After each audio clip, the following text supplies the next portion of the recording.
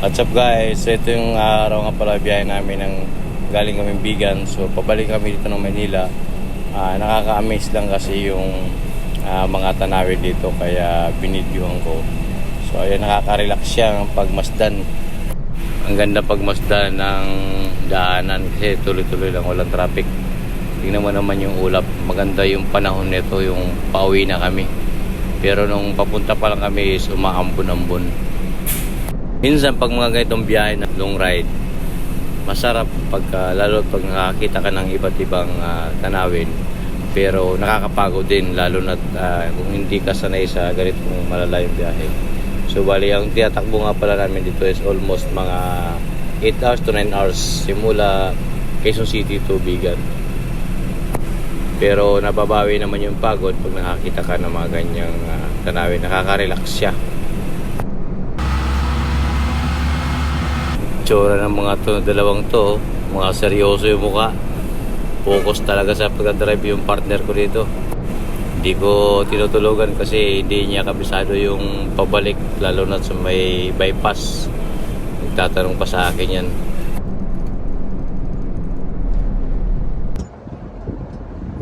Abay, kaya muna tayo dyan. Wala, dito na dapat. Wala, dito dapat. Ganda yun.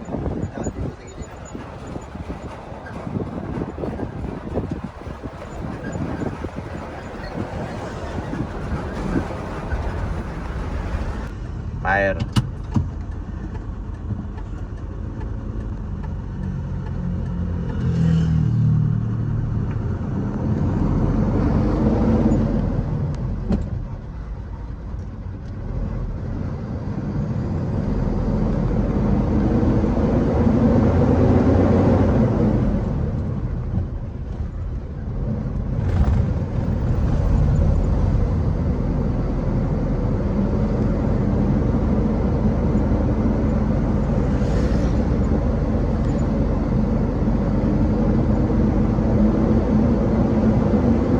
Doon bawal na, pero dito pwede, dito sa may isda.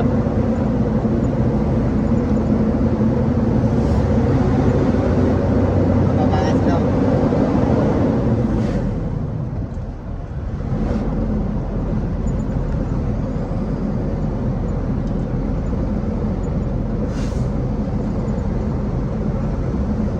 May hagdanan dyan.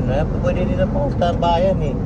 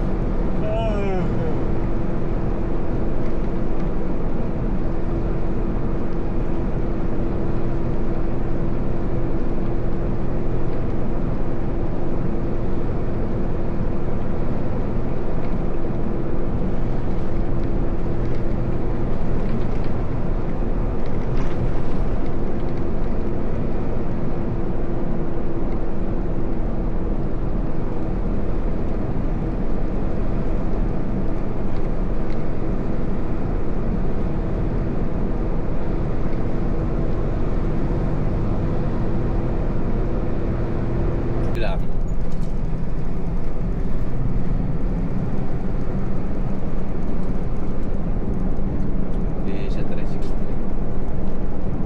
Oo, masarap bumiyahe ng malayo, pero mahirap. Kasi ang kalaban mo dito, puyat, saka pagod. Tulad na lang naging biyahe namin ito. Bago kami papunta ng Bigan, is nasiraan kami sa may parte ng Ordaneta, sa may Tiplex. Sabukan kami ng gulong. So, talagang pagod yung inabot namin kasi hirap tanggalin yung gulong sa pagkabit. Gawa nga yung tapalo do pumulupot sa ilalim. May video nga pala ko dun sa aking fan page.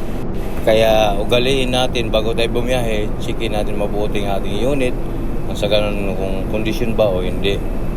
So yun lang, maraming salamat sa panonood. See you my next video. God bless us. Thank you for watching. Bye bye.